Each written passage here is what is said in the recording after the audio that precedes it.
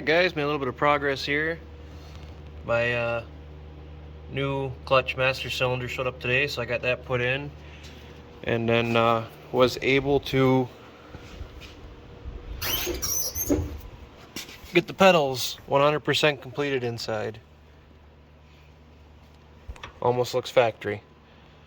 Got all my wiring tucked back up and hidden and away from the clutch pedal so don't get ruined. So yeah, hopefully this week the rest of the clutch parts will be showing up. Then it's hammer time. I gotta get a reservoir for the clutch master, but that's not anything big. Yeah, pull the trans back out, slam the clutch and the flywheel on it, get the master or the slave cylinder bled out, and then we should be able to drive this thing. So yeah, let's go. So while I'm waiting for the rest of my clutch parts to show up, I thought I'd cross some other stuff off the list. And got the, wow, way up there, looks different on camera. Anyway, got the brake, the emergency brake or parking brake lines hooked up and adapted to the factory cable, which by the way was not frozen, which was impressive for being a Wisconsin car. But yeah, got that all hooked up, got it adjusted, that works. I'd show you it works, but it's up on the lift. Can't get in the car with it on the lift. But yeah, one more thing off the list. Now I need to fix this return line here, because I reused the factory feed line as my return line for the LS swap because I was in a hurry. And so I'm going to get rid of this because I broke it when I was messing with the axle bolt here. So yeah, I'm going to get rid of this, run a new return line up to the front, and that should be it for what it needs to run. Then the clutch can once the clutch shows up, then I can get that slammed together, fix some of my charred wiring here.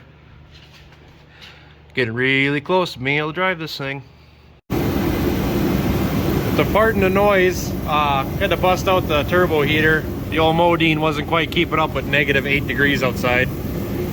But so all my clutch parts showed up, and yeah, so sad news.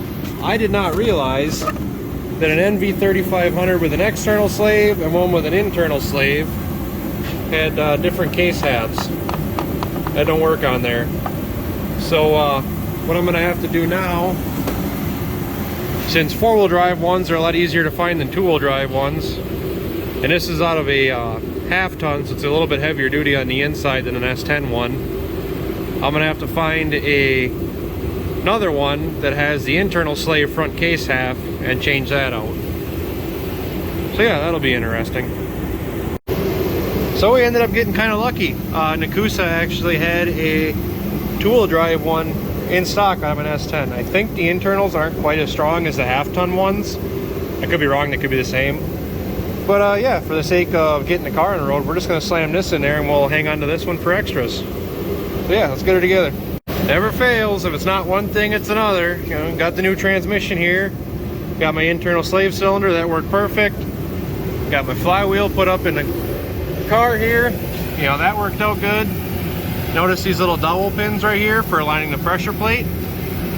But if you come over here to the pressure plate, and remember, I bought all this as a kit together. No holes, no holes, no holes, nothing. So this is not the correct pressure plate. But these holes do line up with the holes that are on it. And with my ARP bolts here, yes, they fit relatively loose in some of them, but every other one, they're super tight in. So I'm just wondering if they're supposed to center on the bolt in these holes. So I contacted the supplier and they actually got back to me already, so we'll see what they have to say. So I was getting my line here put on. I got that on there and wrote it the way I wanted it, but then I remembered I don't have a reservoir for the clutch master cylinder. So you know, I got my line on here. So I'm looking around, what can I use? And I found this. This is a clutch master, or brake master cylinder off of a Harley that I had. So what I did was I took all the insides out of it. And this side was already threaded for pipe thread, so I just plugged that end. This is the end that would have been pushed in with your handle. So all I did was turned out to be like the perfect size to tap to 3/8 pipe thread. So I went ahead and tapped that, and I found a fitting. I don't know how the brake fluid's going to react with the O-ring in there, so I'll probably change this out to a compression style fitting later on. But, you know, for testing purposes, it should work out. And since my feed line there is 3/8 air brake line, it should pop right in there. So yeah, I'm going to figure out where I want to mount this, and then that should be done. Alright, there we go. Got her all mounted up. Pretty sturdy. When I get the fender back in, I might put another brace off of here just because it wiggles a little bit, but I'm not that worried about it. Got my line on there, ended up putting a 90-degree fitting in there. So yeah, upper half of the clutch portion's done. Now once I get the pressure plate situation figured out, it won't take much to slam this thing back together and we can go test it out. Well, the manufacturer just got back to me, and apparently we just removed the dowel pins off the flywheel, and it centers on these slightly smaller holes here. So yeah, we're gonna send it and see what happens. I guess worst case scenario, it, you know, chatters, destroys everything, and I leave a bad review. All right, so after putting the transmission in and back out 3 times, trying to figure out why it wouldn't close up at the top, I discovered, if you look right here, focus, see that little bit where it's like smooshed? On these LS's, right up here, you can see the corresponding smoosh marks right there. I don't know what the hell them, oh, I think them are the bolts for the rear main cover. So, I'm just gonna take the grinder and go right there and there, and then life should be good. But yeah, if you're gonna do this swap, be wary of that. This came out of an S10. I don't know if the pickup truck ones are different. They almost gotta be. So yeah, I'm gonna sand that down a little bit, and we're gonna put it back in, and life should be grand. Tell you what, guys, the hits just keep coming. So this portion here on the S10 and V3500 is slightly different than the pickup truck one. This mount right here on the pickup truck one is about 1.5 inches forward more. So this right here must be a little bit different. The overall length of the transmission is the same. My drive shaft still fits, does what it's supposed to. But this right here is like 1.5 inches back further, which means that my transmission cross member isn't going to work, which means now I got to build one of those. So yeah, I'm going to get to building one of them. But god damn it, we're going to try and drive this thing this weekend. Alright guys, there we go. Transmission is in. Made a quick and dirty trans cross member mount here. That's in. Drive shaft is in. I'm going to hang the starter and probably call it a night. Then, yeah, tomorrow we just got to bleed the clutch, bleed the brakes, hook the clutch up. I think just do a general check over. Oh, and then I got to put the exhaust back on. And with the new cross member, I'm going to have to change the exhaust, but I wanted to change it anyway because it was annoyingly loud before. So yeah, we got a little bit of exhaust work to do, a couple of final checks, and hopefully tomorrow we'll be driving this thing. I'll see you tomorrow. So this quickly became one of the most complex exhausts that I've ever put together. Had to get rid of the X-pipe, manual transmission wouldn't allow for it. But there it is. It's all tacked up, gotta pull it down and weld it up. And that is one of the last things we gotta do before we can fire this thing up.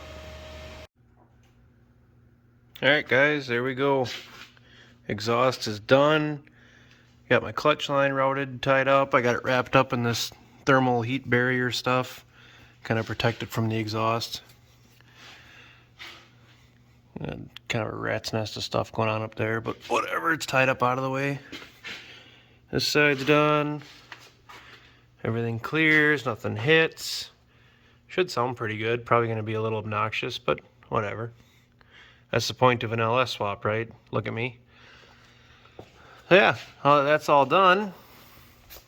What do you say we lower it down, throw a battery in it, and see what happens? I'm a little worried about the clutch. I think I'm having a releasing issue. I don't know if it's because it's got air in the system yet, or if there's something wrong with the clutch, but I guess we'll see. Yeah, here we go. Alright guys, got her all put together, got a battery thrown in it, fired up. Wiggle wiggle. Fuel pump.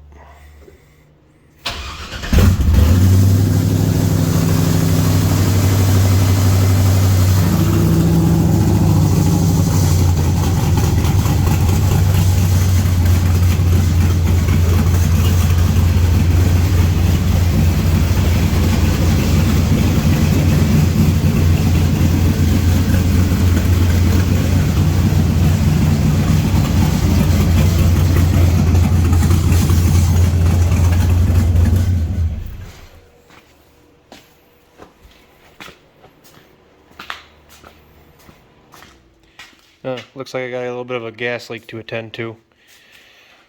Yeah, I guess my patch didn't patch. Alright, so yeah, it runs. And I was fucking with the clutch before I started filming, and it's not releasing, so I have to keep bleeding on that. Pretty sure it's just full of air yet. But yeah, we're really close. Just got to fix that gas leak and get the clutch bled out, and we should be able to drive this thing. It's Christmas Eve right now. It's like midnight, so I'm gonna go in the house and I'm gonna go to bed. And then maybe tomorrow we can go for a Christmas cruise. So as you can see, transmission is back out again. Try as I might, getting this thing bled out, I could not get the clutch to release, and it felt like the sleeve was doing what it was supposed to do. So I just pulled it back out, see what was going on. Well, the ARP bolts with the stage 3 clutch, the washers interfere with the clutch disc. So I'm going to take the washers out, and then also the little flange bit here, I'm going to grind that down too, and then I should be okay. So yeah, more fucking around. Alright guys, it is back together. Just tried it, clutch works, now we're going to go for a test drive. Alright guys, here we go. I'll let the door open so Wyatt can get out. It goes into gear now.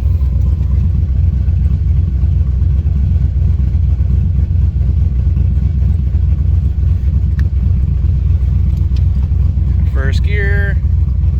Clutch out a little bit. There we go.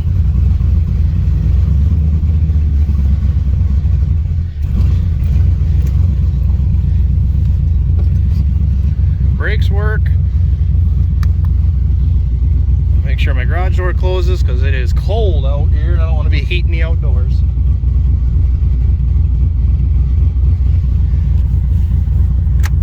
Some lights.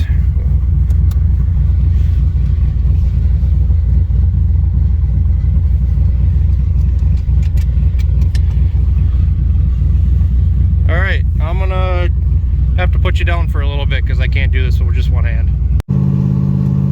Alright, we're cruising down the road, got her in overdrive. No weird vibrations, no weird noises. So far, everything's doing good. I'm gonna have to get a digital dash and try and make something happen there. Probably just get a cheap tablet and that Torker app. But yeah, so far she's running. We're gonna take her down to the gas station, put some gas in it, go for a little cruise around. Well, I drove the Caprice to work today, and it is in desperate need of some mufflers. The drone is kind of unbearable. I'm doing about 70, 65 right now, and that's all I can take. Like, any more, it hurts the ears. But yeah, other than that, a few rattles I gotta figure out. I think my shift linkage needs a little bit of tightening up. And other than that, it seems pretty good. Definitely can't wait to get the bigger tires on it. With the 430 gears, she's a little strung out on 235s. But yeah, so far I can't complain. It runs pretty good. So as most of you probably already know, this week we lost an icon in the motorsports industry. And as you can probably see, it's dark and rainy and frozen and shitty outside. So I think we should break the clutch in on this Caprice the only way that Hoonigans know how.